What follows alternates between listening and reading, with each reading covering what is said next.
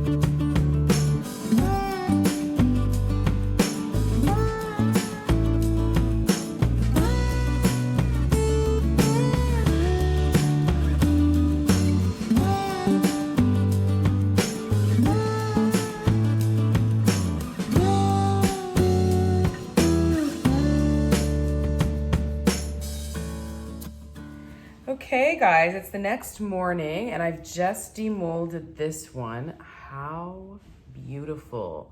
I love these. This one's kind of cool because I tried to keep them all in the center, but one snuck down the side like a little shooting star, but I like it. So let's take these out and see how they look.